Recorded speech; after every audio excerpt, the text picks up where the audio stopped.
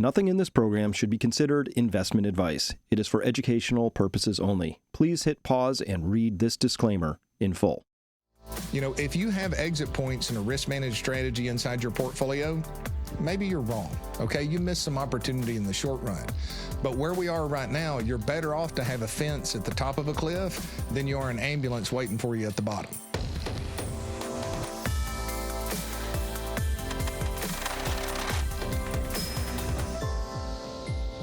Hello, everyone, and welcome to this episode of Finance U. I'm your host, Chris Martinson, back with Paul Kiker of Kiker Wealth Management. How you doing, Paul? I'm doing good, Chris. We've had a nice little cold snap that come through after we teased about warm weather, so I'm looking forward to spring. Well, today we're going to talk about two big things. We have to talk about the AI impact on jobs. Nobody knows how this is going to pencil out. We got to talk about that. But first, we're going to have to talk about this inflationary impact that's coming because of the Iran war, which editorially was a war of choice. And now we're going to have to live with that. So I think that could have just enormous implications for all things related to investing. So I really wanted to talk about this is because we talked about this last time, Paul. It's really investing in an age of, and I'm being kind here, uncertainty. Oh, you're being very kind. Yes. We could use some stronger terms in there, right? Like yes. Maximum uncertainty, unprecedented uncertainty, something like that. Mm-hmm. Yeah. So, I mean, of course, it begins with an attack on February 28th. That night starts March 1st. So we can date this. We're recording here on the 18th. We're now 18 days into this war. It was supposed to be over in a matter of hours, according to what Trump was thinking. It hasn't been over in a matter of hours. In fact, we'll go through some data. It looks like it's escalating. And I think everybody has to be prepared for that, both personally, but also obviously financially and from a portfolio standpoint. This is what it looks like. This is oil from starting last year, Paul. And as you can see, it was just trending down, had a little spike back here last June, July. Trending down. Weirdly, it started to climb as if somebody knew something here back. And we talked about how Exxon also was mysteriously climbing during that period of time. And then here's, obviously, the war starts here. Oil jumped and spiked all the way up to 120 a barrel, and this is Brent. So this is Atlantic Basin oil. And so it jumped all the way up to 120 and then came all the way ripping back down to 80. But you can see it's been climbing. And at the time I took the snapshot, it was at, closing in on $109 a barrel. Obviously, everything keys off of oil, because if you have to pay more for oil, you're paying more for diesel. If you're paying more for diesel, you're paying more for shipping. If you're paying more for precursor refinery outputs that go into polyethylene, which makes all things plastic, this is now an inflationary shock that's in the system. And you and I, Paul, had talked months ago about how does this come true? This idea here, we're looking at a chart now for anybody who's just listening, comparing the period from 1966 to 1983 to 2014, going out maybe to 2031. And there's this eerie similarity where we see this huge hump of inflation here in the early 70s. Now, that was related to the oil embargo. That was a geopolitical thing. They were unhappy with us, and so they cut off oil, but not all at once, Paul. So what they did was in October of 1973, they got together and said, that's it. We're not selling to the United States or Norway. Don't know why Norway. I have to review my history. But they were selling to everybody else. But here was the key. They agreed as a set of nations to cut their oil output by 5% per month. So that by the end of this thing in March of 74, 9% of total global oil output had been taken off the market for 5 months. Now, Paul, that spiked it from $3.70 a barrel to $33 a barrel, almost a tenfold explosion. That would be like oil going from 60 to 600 a barrel. That's huge. That's right? Huge. Yeah. So that led to this first hump, but then you remember Paul Volcker had to jam interest rates up to 21%. Can you imagine? My first mortgage was 14.5% in 1988 because I was at the back end of this thing right here. So anyway, but then this was all due to, this second hump was due to fiscal responses. I believe we had, it was just all the war spending that had happened around Vietnam. It was a variety of reasons, but it was mostly oil shock, then over response with a monetary stimulus. This time we had our money printing first, that's through COVID, and now we're getting our oil shock. So it's not a perfect repeat of history, but boy, Paul, this thing sure seems like it's rhyming. It sure has. And, producer prices index came out hotter than expected, which means it was more inflationary than expected. But if you look at the input costs, you've got a serious cost push inflation taking place right now, and oil price is just going to exacerbate that. Well, on that front, this just a headline here on Wednesday on Yahoo Finance. Like you say, U.S. producer prices rose more than twice as fast as expected in February before the effects of the Iran war. That was before. So what is the Fed? Everybody's been counting on. Will it be one rate cut, two rate cuts, 50 basis points, surprise rate cuts? Are they going to start deficits, stimulus spending so that?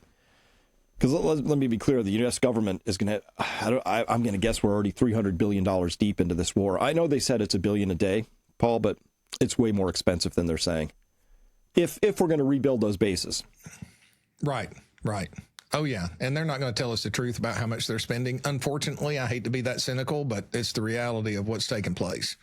The Fed, though, they want to print. How do you cut rates and print in this environment where you already you've got inflation running hotter than you meant it to, and this is before we see the impact of all of this oil explosion costs coming in hot and heavy. Right. It's just going to further exacerbate the coals of the inflationary environment we're there. And that's going to be, this is going to be putting some gasoline mixed with diesel on there. But if they were to cut into this, that's going to be pure gasoline thrown on that fire. And at least so today's Wednesday and the Fed's supposed to talk this afternoon. As of yesterday afternoon, there was only a 2.5% expectation in the market that the Fed would cut today. Mm-hmm. So I would be highly surprised if they do cut into this environment. I do believe that would be a foolish environment. But yet Trump is calling for them to cut rates down. Well, as if that would really help anybody but Trump in his poll numbers or so. That's how he sees it. This is a really complicated environment. This level of shock that we're about to enter here, it's already happening. So the first order effect, Paul, is oil doesn't flow and petroleum products, refined products don't flow out of the Strait of Hormuz, and then gas prices go up, oil prices go up. Second order effect is because those prices are so high, you start to see marginal trucking routes get eliminated, marginal flights that were sort of scraping by, can't make it on a new higher jet fuel price. You get those second order effects, and then we have these other impacts where we're already seeing companies that use those petroleum inputs to make polyethylene, to make all kinds of things. They've declared force majeure, trimmed refinery outputs all across the Asian rim. There's a huge shock to manufacturing coming that we haven't seen anything like this because, remember I mentioned 9% of world output got cut over about 5 months. We lost 20% of world output in 2 days. Mm-hmm. That's the shock. Yeah. Well, and in addition to that, Chris, the fertilizer input. One thing is, the argument is, hey, if this thing's over in the next, say, 6 weeks, then oil can get back to flowing quickly. So let's assume that's the case. Right now, we're going into planting season. So if you can't get that fertilizer and the fertilizer cost goes up, you're also getting food price inflation that's going to come on the other side of it. And especially if we don't get the yields because our commercial farms are so reliant upon the fertilizer cost that comes in. So if they can't get it because it's not coming out of the Middle East, then you're not going to get the yields, more than likely not going to get the yields, which later this year means food prices are going to go much higher than where they are right now as well. Indeed, they will. And the relationship between fertilizer prices and food prices lagged by a little bit is an almost perfect set of two lines on a chart, Paul. It's just like, it makes sense intuitively. But what you're talking about, sometimes I think there's this misconception because we live in a market-based environment. Well, it just costs more. No. Remember, you have your supply-demand price chart, right? So supply and demand are balanced by price. So when we say the cost of urea fertilizer has doubled, that's because it's pinching off demand. Like that means that's fertilizer not going on the fields, which means lower yields. It's not just that it costs more, but we have all we want. That's not how it works, right? And if the government responds with more fiscal foolishness and just print, then you've got more money chasing a lower harvest, which is just going to further exacerbate food prices and the inflationary pressures that are already worrying on people substantially. Yep. I mean, we're seeing default rates go up across the board. You got credit, you got private credit's a whole discussion on its own right now, or private equity, especially in the credit environment. It's not a good setup. No. And a lot of those producer prices that we talked about here, well, some of those are domestically sourced. Those are going to be higher because our oil prices are up 38% in the past month. But for all the things that we import as part of the manufacturing process, most of that comes, of course, from the Asian Rim, China being the strongest component of that story. If we look at worldwide oil prices right now, this is a snapshot from just today, which is the 18th of March. You can see way down here is WTI, which is West Texas Intermediate. It's just barely under $100 a barrel. Here you can see that Brent, which is another Atlantic basin, I'll spell that out, what that means in a minute, just sitting just under 110. But if you want to land a tanker of oil, Paul, anywhere, Thailand, China, Japan, anywhere in that side of things, you're going to be paying anywhere from an OPEC basket of $133 a barrel, and the Dubai Select is going to cost you closer to $150 a barrel. These are real prices. These are going to feed into those manufacturers overseas and all those raw, intermediate, and even finished components to make them, to ship them. All of that's now going to go up. And just to explain what was happening here, the WTI and Brent, it trades here in the Atlantic Ocean side of things. So Brent is actually a UK grade, and WTI comes out of West Texas Intermediate. It's a U.S. grade.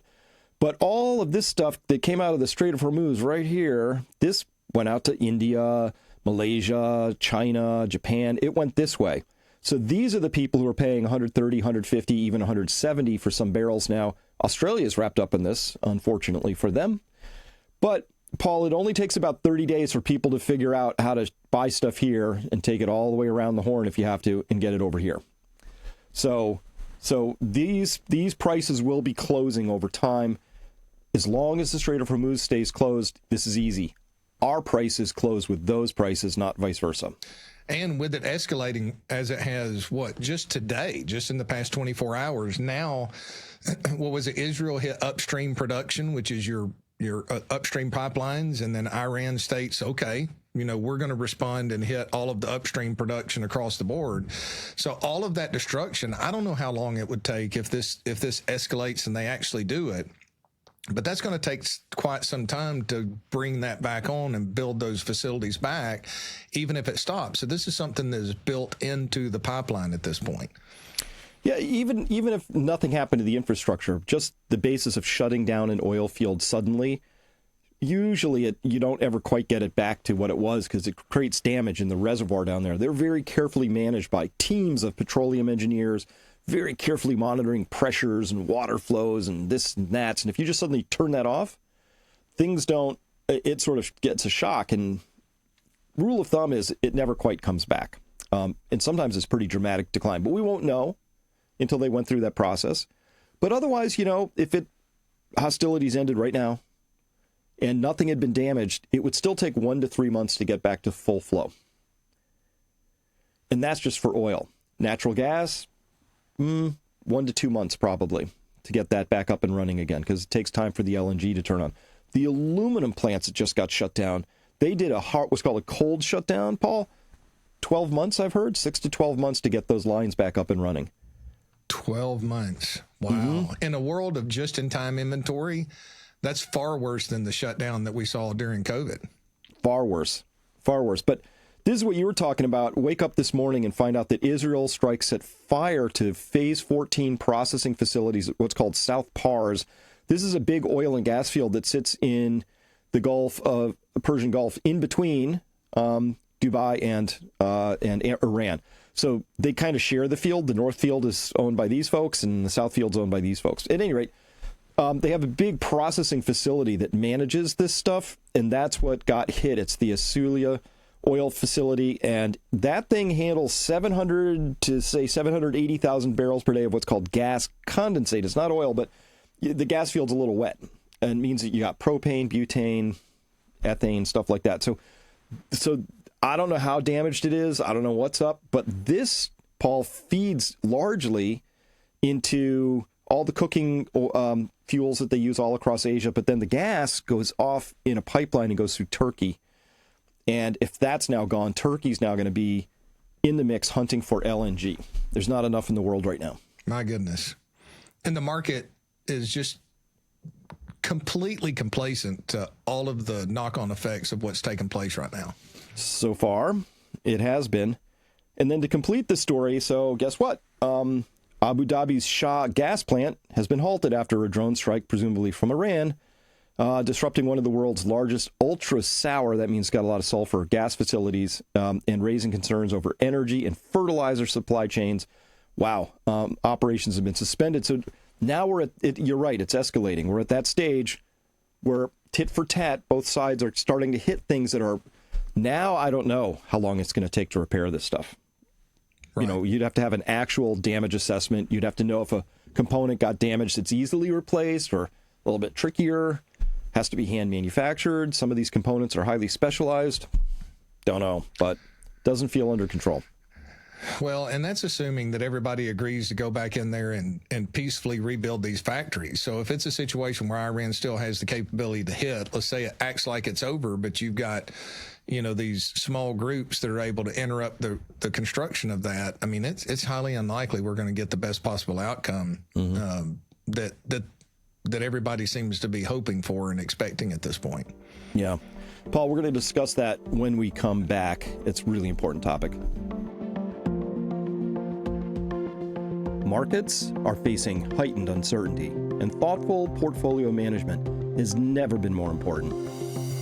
If your current strategy relies solely on passive investing or diversification without active oversight, it may be time to consider a different approach. At Peak Financial Investing, we connect you with experienced wealth managers who actively manage portfolios using disciplined, research-driven strategies designed to adapt to evolving market conditions. Our focus is on helping clients navigate volatility with clarity and confidence. While no investment strategy can guarantee results or eliminate risk, we believe that preparation and active management can make a meaningful difference over time. Visit peakfinancialinvesting.com to schedule a complimentary consultation and explore whether our approach aligns with your goals. I'm Dr. Chris Martinson, and I am proud to support Peak Financial Investing. This is not a guarantee of future performance, but a call to take your financial planning seriously. Again, that's peakfinancialinvesting.com. Investing, of course, involves risk, including the potential loss of principal. Past performance is not indicative of future results. Please consult with a qualified advisor before making investment decisions. All right, welcome back, everybody. We were just discussing how long it might take to begin rebuilding. And Paul, I've been reading obsessively about this since it started. It's my job. And so can we rewind real quick? This all started when there were negotiations around Iran's nuclear stuff, other things, bunch of issues. So negotiations were ongoing. And during those negotiations, which apparently were going reasonably well, Israel and the United States conducted a joint strike and killed the Ayatollah Khomeini, who is the religious leader, not just of Iran, but basically of the entire Shia sect force, 500 million people worldwide, plus a whole bunch of Iranian leadership.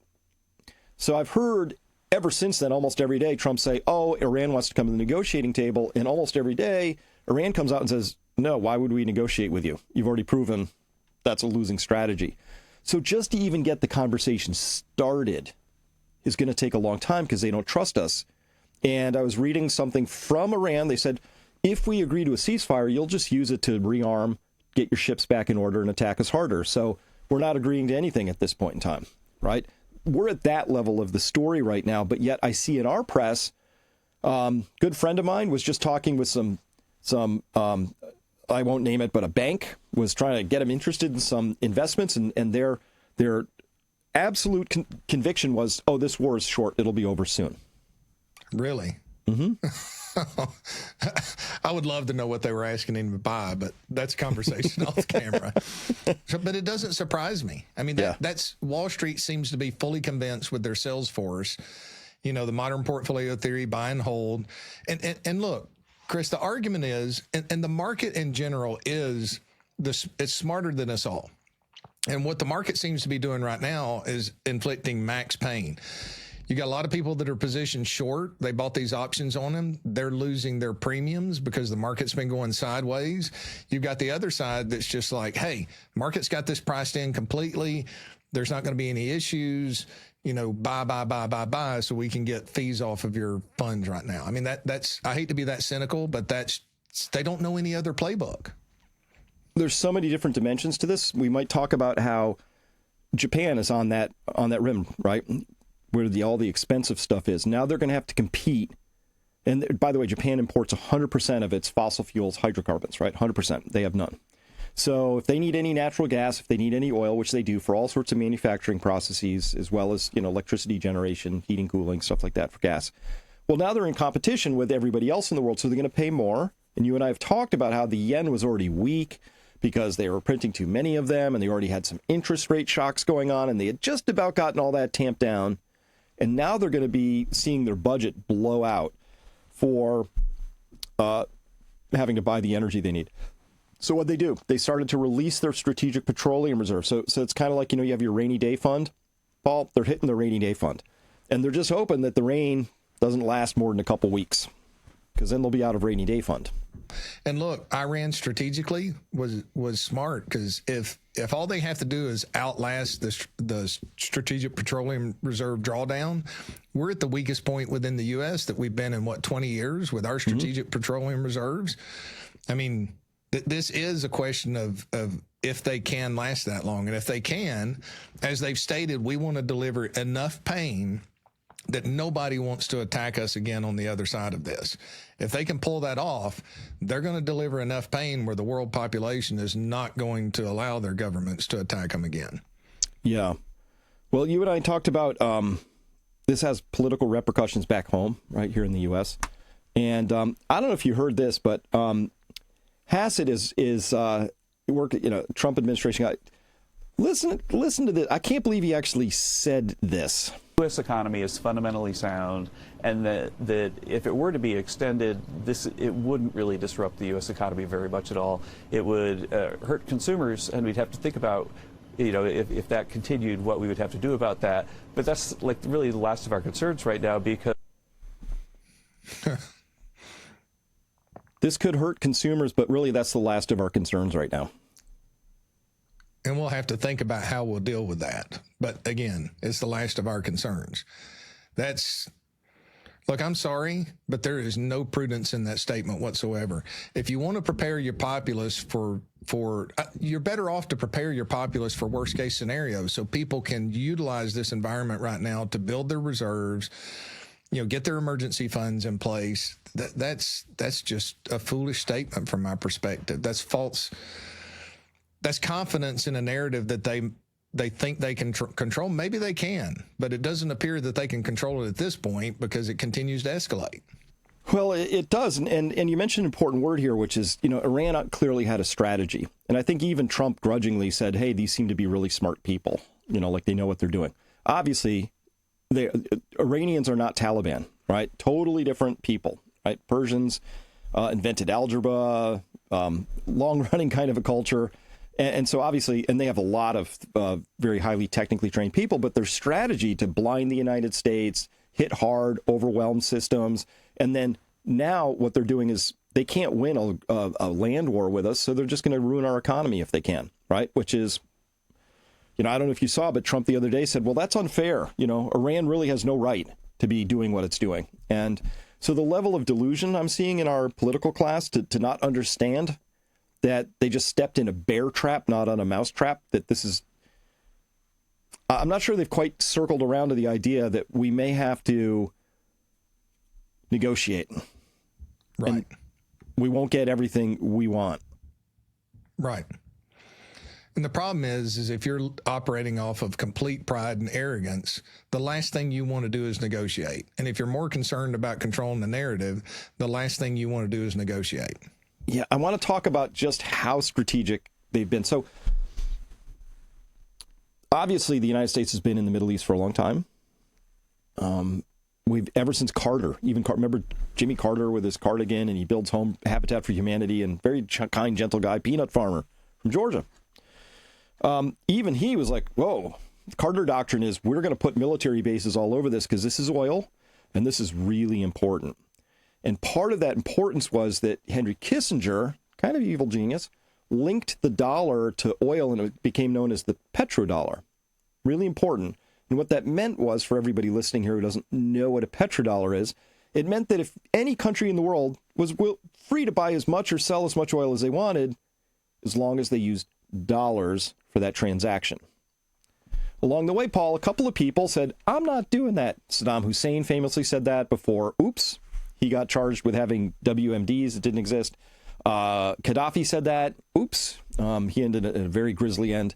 So it turns out that over time, Paul, the United States has been particularly cheerless about anybody who's tried to put a dent in the so-called petrodollar. You know, I'm being kind there. Well, if you remember Gaddafi, he established an oil bourse so that, to trade in euros. And the first thing that the Third ID did when they went into Baghdad was they took down the oil bars. We have militarily kept that from happening. That was Saddam, anymore, right? Chris? Yeah, he said it was Saddam, even a basket of currencies. Yeah, it was a basket of currencies, right? Mm-hmm. Which the dollar might have been part of that, but he was just trying to get a little bit away from that. And oops, no bueno. So imagine my surprise. I wake up this morning and I read this, that China Pulse reporting that another Indian oil-laden vessel has crossed the Strait of Hormuz after paying for the oil in Chinese yuan to the producing country.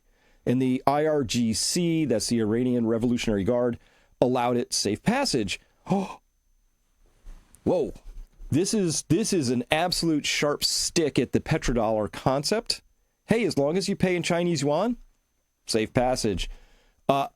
We're not going to be able to, I don't understand how we would allow this to stand, because it would be too big of a shock to our sense of importance, worth, and prosperity to allow the petrodollar to suddenly be unwound by some pesky little nation.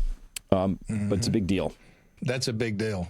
I've actually started a bookmark series, just currency and threats to our currency, because that's a major threat from a long-term standpoint. And the knock-on effects are these countries, if they're starting to do business in one, you don't have to recycle all those extra back into treasuries anymore. You're going to be building one so that you can get, oil delivered to you that's coming through untouched.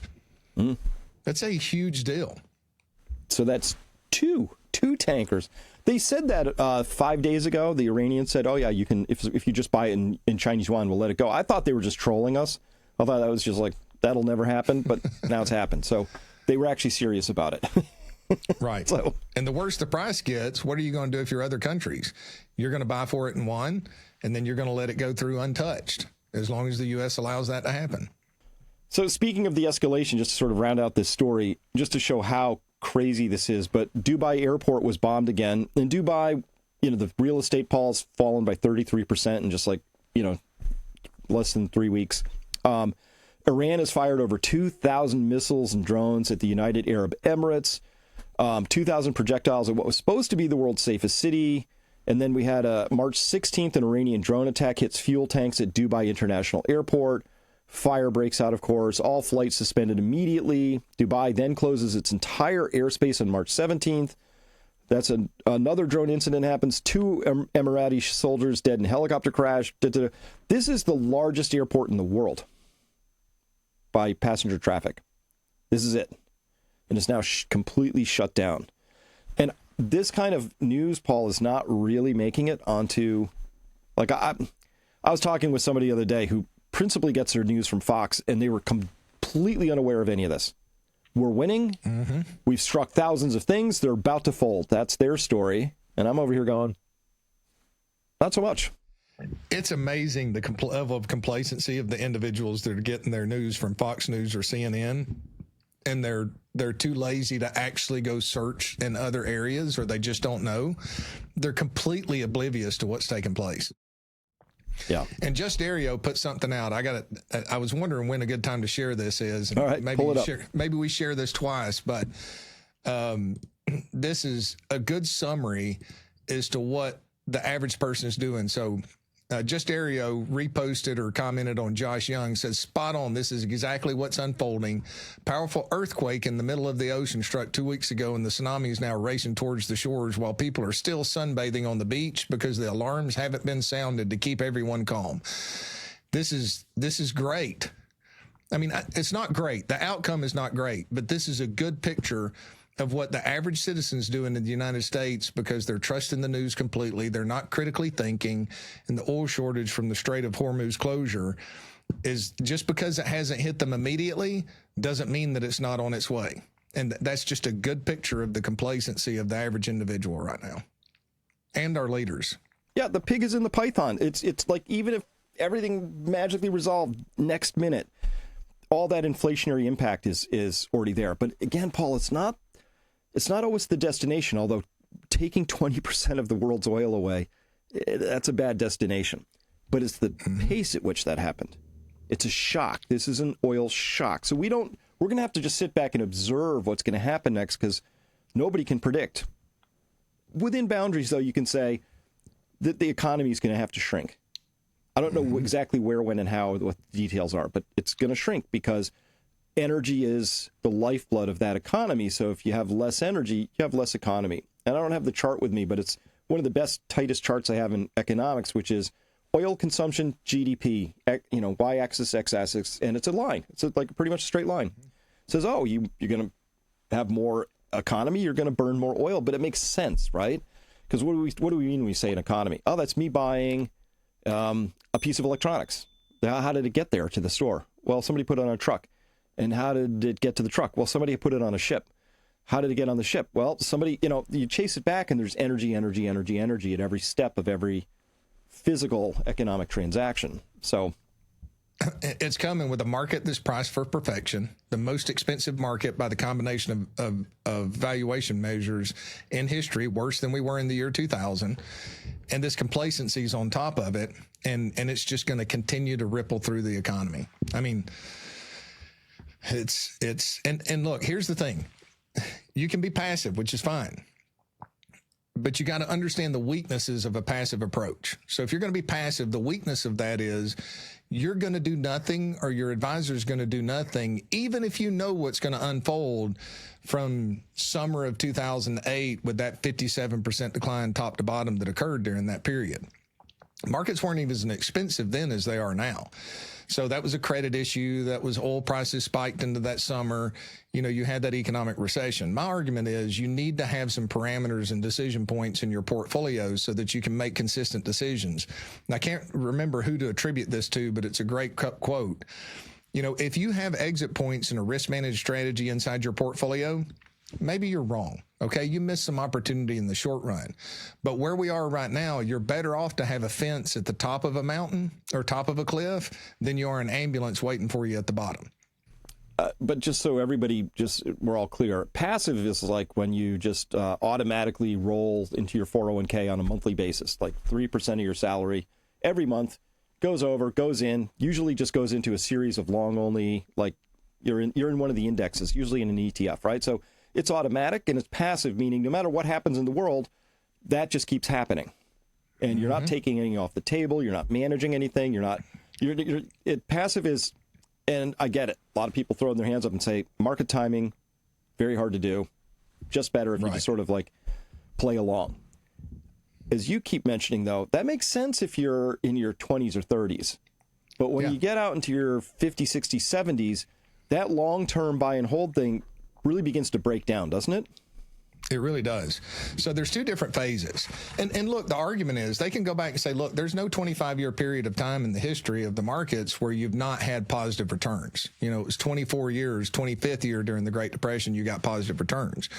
Now, it depends on phase of life. If I'm 30 and I don't lose my job and I'm saving 10 to 15% into my 401k, look, passive is fine. It's going to hurt your feelings if the market goes down 50%, but as long as you're still contributing, if the market goes down 50% and sideways for 15 years, that's the single best thing that could ever happen to you. because by the time the damage is worked out of the economy and you grow again, you've accumulated a huge base of dollars. So that's what they call dollar cost averaging over time. The lower the market goes, the more shares you buy. Now, I do believe that there's value, especially in times like this, where you can protect that capital. And then you don't have to be too picky if you have a big market decline, redeploy it, but keep contributing. So anybody who's working, I recommend, hey, be aggressive with your future contributions. A lower market's going to benefit you from a long-term standpoint. The other side of that coin is, and a lot of people just don't understand this transition. When you're working, the environment that helps you, those lower environments, accumulate those dollars is the environment that destroys your retirement. So if you're in that distribution phase in a market like this, let's say you got $1 million, you're taking $50,000 a year of income off of it. Is being passive the right thing? Because if the market goes back to normal valuations, just normal, it's a 50% decline from here. Well, if you're passive in that situation, you're drawing 5% off of $1 million account and it goes down to 500,000. That's not counting the distributions you were taking off of it in the interim period. Now your distribution's 10% of that portfolio. So you better hope that the market makes 10% a year going forward. Otherwise, you're going to run out of money very, very quickly. And look, if you're drawing 10% off of the portfolio, typically you're going to use that up even in a normal environment over a 7 to 8 year period of time. So that's the risk. So you've got these baby boomers that are the largest amount of wealth. They're in retirement right now. They come to believe when they had the largest amount of wealth, because this is the propaganda from Vanguard, the propaganda from Fidelity, your index, passive index purveyors. They're looking in the rearview mirror and going, hey, anytime that I tried to manage risk because they didn't have a strategy, they let their emotions get ahead, was a mistake. So I'm just going to be passive. I'm going to ignore this and I'm just going to let it go. Well, the problem is they're either in the distribution phase or starting that distribution phase. So you have a major market decline in this environment and they're passive there. It's going to absolutely upend their retirement, absolutely upend their retirement. And what's the ripple effect? You know, the baby boomers are a huge driver of the capital that's being spent right now because they've accumulated a lot of the wealth. I mean, this is a very dangerous environment for those that don't have a fence at the top of the cliff, because they're going to meet an ambulance at the bottom if valuations go back to normal. And this is the type of environment where all of the arrogance, the excesses, the Fed's in a pickle right now, right? I mean, if the government just doubles the fiscal irresponsibility, that's going to exacerbate inflation. You've got all of these input costs with oil. If this drags on, if Iran's successfully able to carry this out into the midterm elections like they've stated they have, this is going to be a major impact to the markets. Now, exactly how, I don't know. You know, we've got tools to help us navigate through that. But that's something that you can see coming. The longer this lasts, the greater the damage is going to be.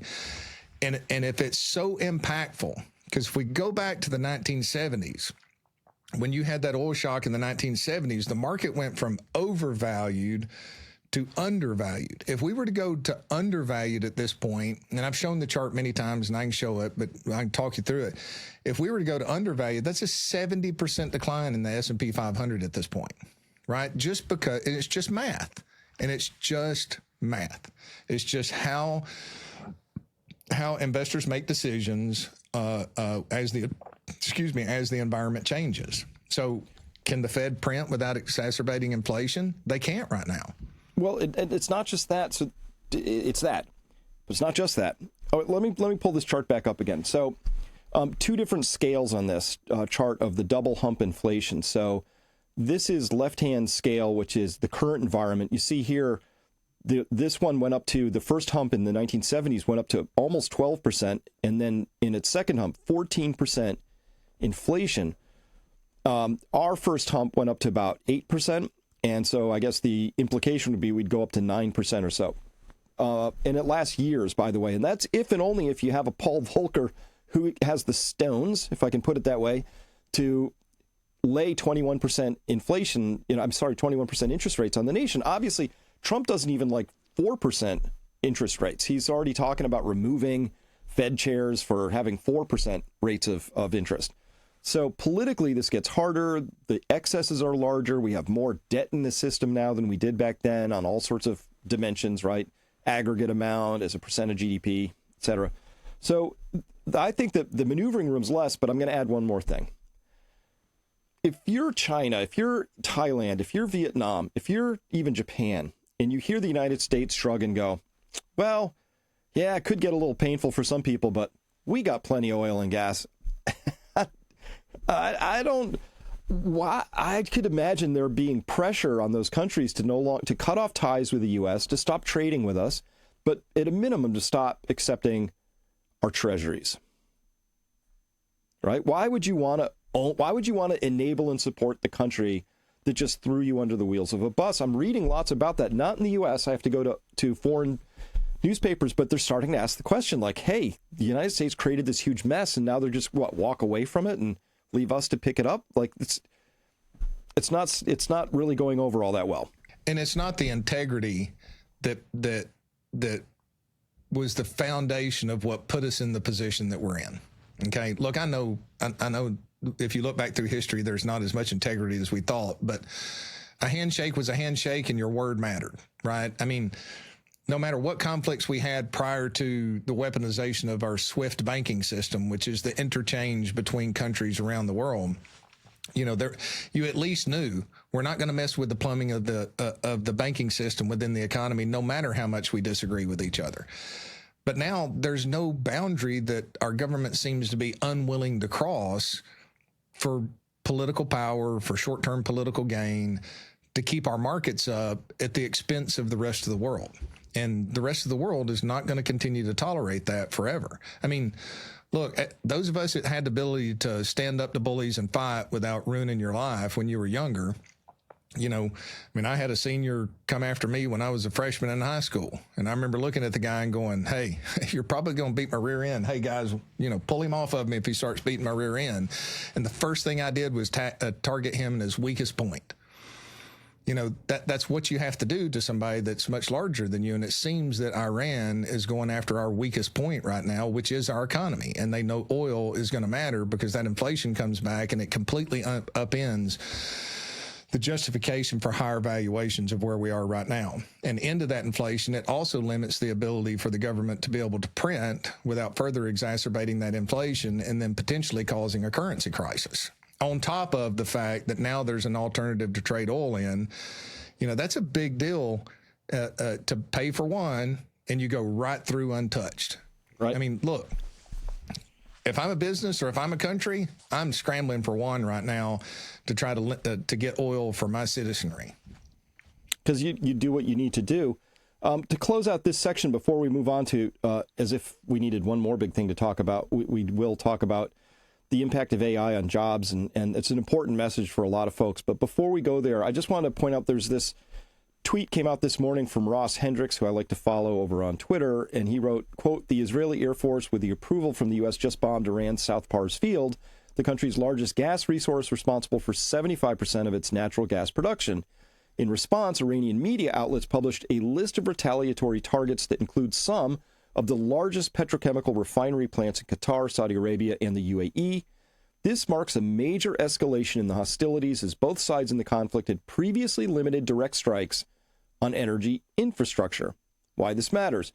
Previously, the global energy shortage was always, at least in theory, one ceasefire agreement away from a solution, as you were mentioning earlier. But now, with physical infrastructure in the crosshairs, we run the risk of a prolonged shortage that could take months to resolve even after reaching a political solution to the crisis. And that will all but guarantee a global recession. Paul, if this goes on long enough, it gets worse than a recession. And that's one of the reasons why, look, I'll take this opportunity now. And I know you're getting ready to get into it and give more evidence for the reason to be cautious. Look, do not be complacent with your emergency funds, okay? Harvest some profits on the portfolio. Yes, you may have some capital gains taxes. That's just a part of something that we have to deal with. I see so many people that make bad decisions from a long-term standpoint because they don't want to pay a little bit of tax in the interim period. Put yourself in a resilient situation.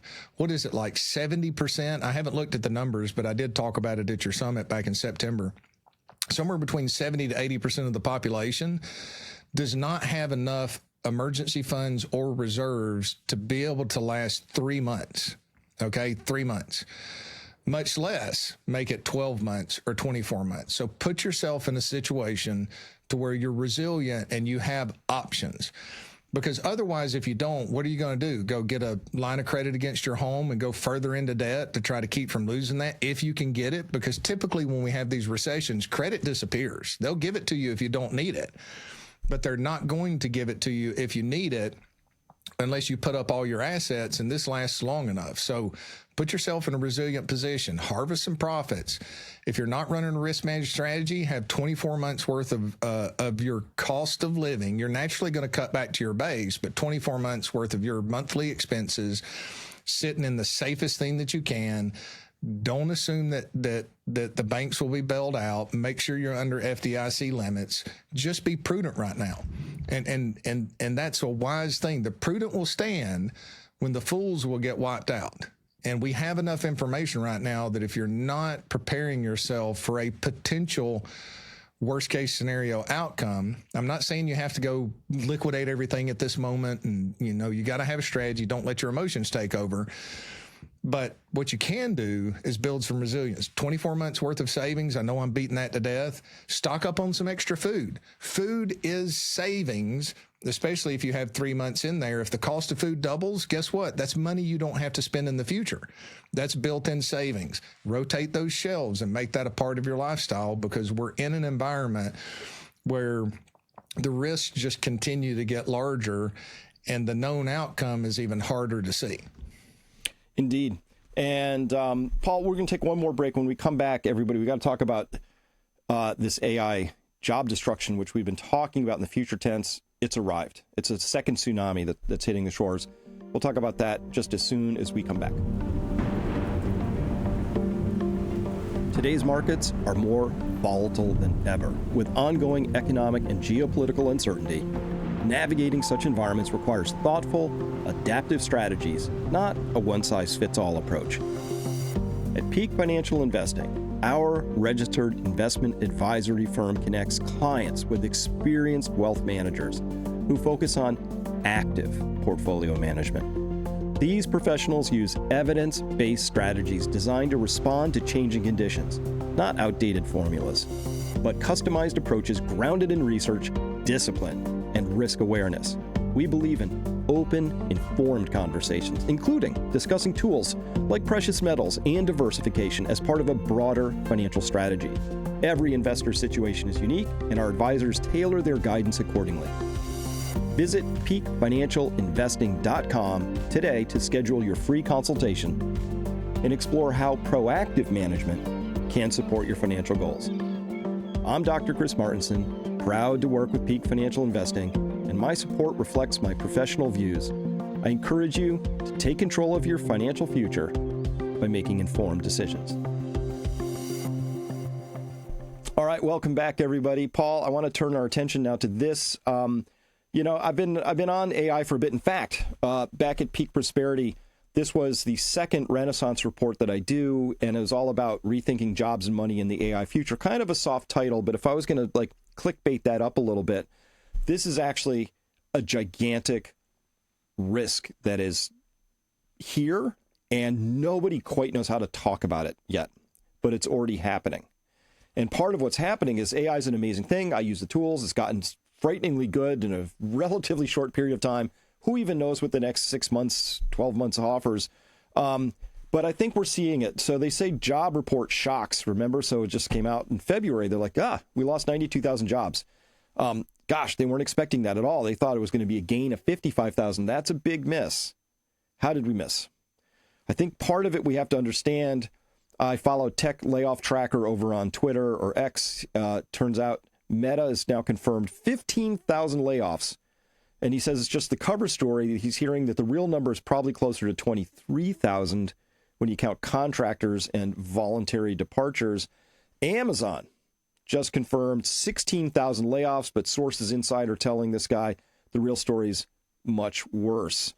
Let's see. Oracle confirmed cutting 20 to 30,000 jobs, and sources are saying the real number is closer to 45,000. And it's about to pick up steam here because Layoff Tracker says spent 3 hours on back-to-back calls with chief technology officers, CTOs, from 30 companies across cloud infrastructure, fintech, and enterprise software. The consensus was chilling 70% headcount reduction by the end of Q3 2026. 70%. Not layoffs.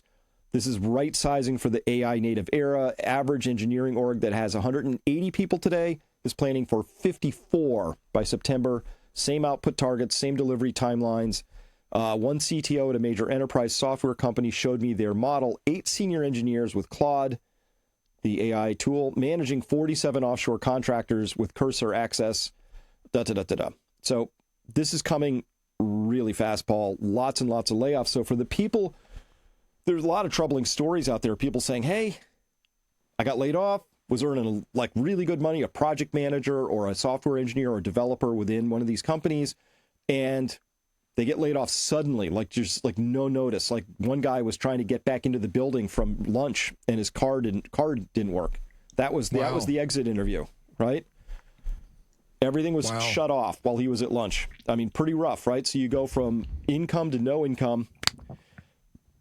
And these people are reporting sending out 500, 700, 1,000 resumes, applications, getting no nibbles at this point in time. So for anybody who gets laid off, you have to just immediately treat that as a triage situation and just cut to the bone right away. All unnecessary expenses, just reel them in.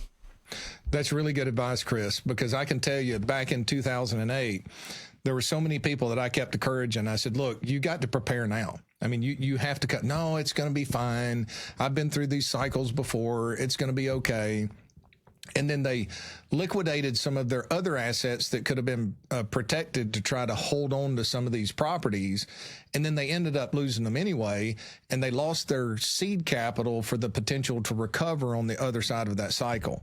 So please, white collar workers, do not be complacent. And I don't think I've shared this on the podcast before, but here's an example of somebody that I know. So somebody I've known for a long time, they're an independent contractor, they're electrical engineer by design, but they do programming. That's kind of their specialty. So they do contract work. No matter what recessions we've had in the past, 2000, 2003, 2008, they never missed a beat, didn't have any problems.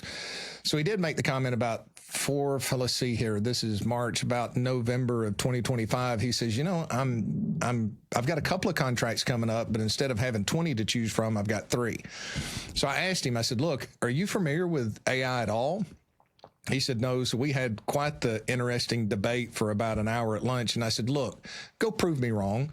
Go prove the people that are wrong. See if it can do the programming. So about 2 months later, he comes back and he says, I'm changing careers. I'm going back and getting an education. I'm going to go into HVAC. He said, because literally it's mind-boggling how good it is. And this was several months ago, okay? And now we're light years ahead from where we were. And he says, now I understand why these contracts aren't coming through. He said, because basically I had estimated 6 months to do this contract, and I'm able to do it in a matter of hours now. So that's somebody that's actually paying attention. So again, white collar, just because you've survived every recession in the past and not had any issues, do not take that for granted. Don't use hindsight bias. Put yourself in a situation to where you can weather this storm and have some options on the other side of it. Yeah, you know, OpenAI put out this handy graphic. It's really, they say this is going to be a great recession for white collar workers.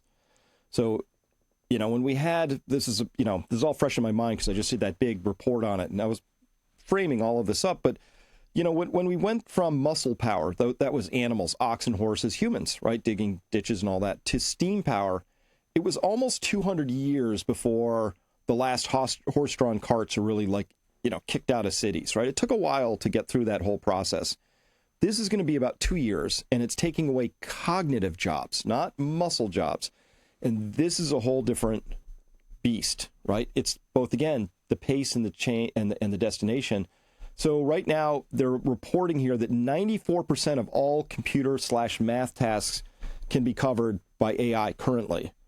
And currently it covers 33%, so there's a big gap here, but you can see it's already starting to eat in really hard in the customer service reps, data entry clerks, medical documentation, marketing analysts, sales reps, financial analysts, all right on the chopping block very, very quickly. And so that's already happened, right? And they say here, they put out this interesting pie chart. Anthropic is kind of the only company that seems to be wrestling with it at this level. So the blue is the theoretical coverage, like it can do almost all of management. AI can do almost all of management, business, finance, computer and math, architecture, engineering, office admin.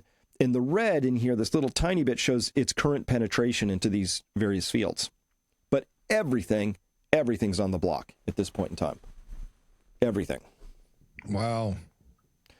So who's ready for that, right? So again, it's coming. I wish we had a culture that could sit down and talk about these things and come up with a plan, but I don't know. So Paul, here's the basic problem at this stage.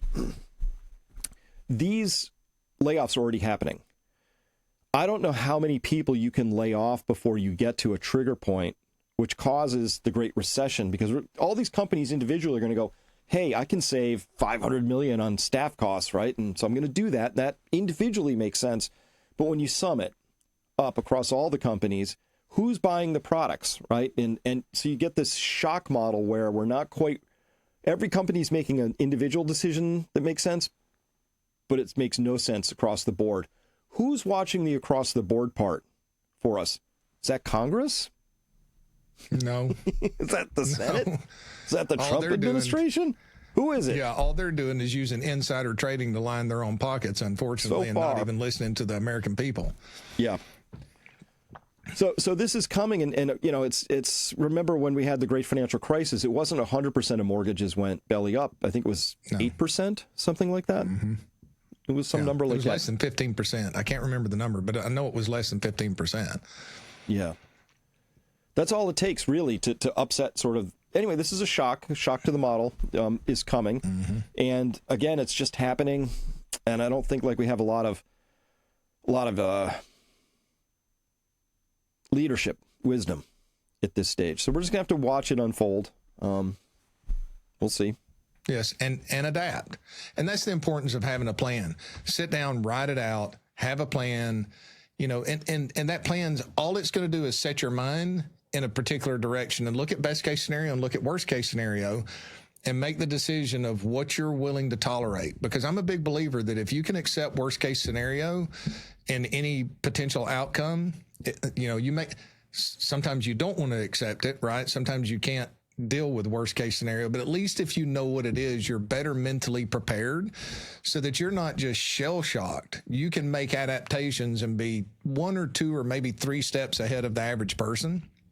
And I know this is a horrible analogy, but when we go fly fishing into grizzly country, we always laugh, right? Like I can outrun you, if you know, and nobody wants to do that. Hopefully we're all good enough friends. We're going to stand and defend each other. But the reality is you've got to be able to protect yourself first before you can protect other individuals. That's why it's so important when others are being complacent, be prudent and prepare and say, if this happens, then I can do this. If I lose my job, that's the great advice that you gave. I'm going to cut down to the bone immediately so that I can last as long as possible. If you've got a 24-month emergency fund, you cut down to the bone immediately. You can probably stretch that out to 36 or 3 or 4 years, 36 or 48 months. And guess what?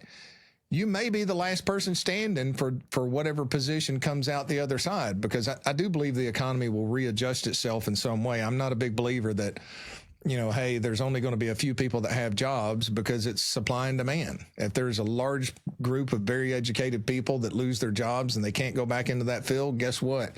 There's going to be a lot more plumbers. There's going to be a lot more framers. The question is, if it's bad enough, who's going to be able to pay to build all this new construction? Because the average, you know, household debt is its all-time high. We as individuals within the citizenry as a whole are in the weakest financial position for a recession than we've been in a long, long time. I hope not, but you never know till you get challenged, right? Where you really stand on these things. But I'm starting to rethink things a little bit, because for a long time, I've been very, very heavily on the side that this is all purely inflationary. You know, I know deflation's a possibility. And I understand that I actually think there'll be a little deflation, the implosion, but just for a month or two to give them the right to make it really inflationary. But with AI, we have to we have to look at the idea, Paul, that we could possibly enter an actual prolonged deflation that's going to require an actual shift in my mindset. And I'm going to have to balance more to cash, which is something I've steered away from for quite a while because inflation was the name of the game. I'm not sure we can print our way out of this. I'm not sure. I'm not so sure. You know, I've been pretty vocal that I believe that we were going to have deflation first before we got that inflationary impulse. But the more information comes along and I look at this, everything that has taken place is deflationary. And what was it? Was it Thomas Jefferson that said that if you give your control of your money supply over the central banks first by inflation, then by deflation, they will rob you of all your wealth? Mm-hmm. Maybe that's just something that's built into the laws of the nature economically, because look, if we've got robots producing things and AI is doing all the work, that is deflationary. The more you can produce, the more supply you have of something, the lower the cost of it. And especially with this debt overhang. I mean, if that implodes, that is dramatically deflationary. If we go back to the Great Depression, what happened? They didn't think debt mattered anymore. They thought that they had reached a new normal. And then all of a sudden that debt collapsed upon itself and it wiped out all of that money supply. And maybe they can print on the other side of that. But if you have enough destruction within the debt supply and it sucks all that money out of the system, then you're going to have prolonged deflation. And that's my greatest concern, right? I want to protect against that deflation initially, but if you're protected against that deflation initially and it lasts for 10 or 15 years, you made a great decision. But if you assume that it's going to be inflationary and I'll ride through that month or two and the inflation is going to take off the other side and you don't react with that, that's when you can get wiped out. Well, there's another form of deflation here that we need to talk about, not just because AI does so many jobs so well that it crushes prices. But we first noted this on this program, January 26th, it was what we called a tremor, right? And the tremor is it looks like there's a liquidity issue. And you detect that the same as I'm seeing the same pattern today, which is why I'm raising it here on March 18th. This is the third tremor I've seen so far. So what do I see today? Stocks down, bonds down, gold down, silver down, right? It's very unusual to see that just says somebody somewhere is selling whatever they can right now because they're trying to free up cash. And so it's a very unusual pattern to see because normally stocks and bonds go the other way. People don't want stocks, a little risk off, so they go into bonds. Oh, things look good, sell the bonds, get back into stocks. And it just, nope, now both are down. And I just want to observe that. So we could get something, Paul, where if you get a debt deflation, those things have a life of their own and they're totally independent of how much money is in the system or, you know, what fiscal stimulus is or anything the Fed might do. So just want to observe. The last time I saw 3 tremors in a few months was in the lead up to the GFC. Yes. It's a very rare pattern for me. Right? It is. We saw it in 2022. Remember, we've got stocks down, bonds down hard, right? Mm-hmm. Gold and silver, however, kind of maintained and went the other way. So it wasn't a full, but now everything's getting hit. Right. It is. And I think 2022 was a major warning for investors that we're in a different environment than what you've seen in the past. If we're looking for those, I call them birth pains, right? That's a birth pain, and it gives us an indication of what the outcome is going to be. So I don't believe that you can just complacently rely on these 10, 15, 20-year bonds because you're right. Private equity is blowing up around the edges right now. So if that ripples into other areas and you have deflation in consumers, companies are over-levered. The reason they're over-levered is because of the financialization on top of it. Everybody's concerned about squeezing every little bit of profit out of everything that they can because that's what has worked in the past. But when you reach maximum efficiency and things come apart, so that's right. The one benefit to gold, and this is what I tell clients, that what you set aside from a long-term standpoint is your insurance. It's a tier 1 asset within the banking system. You call it a 0-tier asset, and I should commit that to memory completely. You don't have counterparty risk, right? If you own the utility company in the South, it's Southern Company, not a recommendation, just an example. The argument is, hey, people are always going to pay their power bill. Well, if they have money to pay that power bill, that is true. But those utilities have lots of debt. So if you have deflation and what the customers are able to pay is 50 or 60% less than what they were paying today, for example, they can't service those debts. That company goes bankrupt. If you're an equity owner, you lost all of that equity. I mean, that's the risk if this turns into a major deflationary event. And that's something that people need to be aware of and prepare for. Indeed. Well, Paul, we're going to leave it there for today. Well said. So for everybody who wants to maybe explore having a risk-managed approach, you would have the opportunity to work with Paul and his team. Go to peakfinancialinvesting.com, fill out a simple form, and somebody from Paul's team will be in touch with you within 48 business hours and set up a meeting, the first of 3. You have a nice introductory call, a little planning session, and if it goes further into a recommendation strategy for how you can get through this, and Paul, you're one of the few people I know who will talk to people about the great taking, about gold, and about what happens if inflation isn't 3.5%, like most people's top of model estimates, but it's double that. What do I have to do? What does that mean? What does that imply? So anybody listening, if you want a real, truly comprehensive service, that's what's on offer here. It's our honor. We love it. It never gets boring. And it's been a while since somebody's pushed back on me against a planning meeting. So I had somebody yesterday and I'm like, look, just entertain me. Okay. Just entertain me. So I take them through and I'm able to show them the scenario of, severe inflation versus deflation and help them develop a plan so that they understand exactly how and why they need to be invested in how to deploy their dollars. And they were just kind of speechless for a few minutes because I'm like, look, if we get this outcome, if you continue down the path you're on, this is what's going to happen. This has happened in history. If we get this outcome and where you are, then you're going to lose purchasing power and be miserable slowly. So developing a plan for people gives them peace.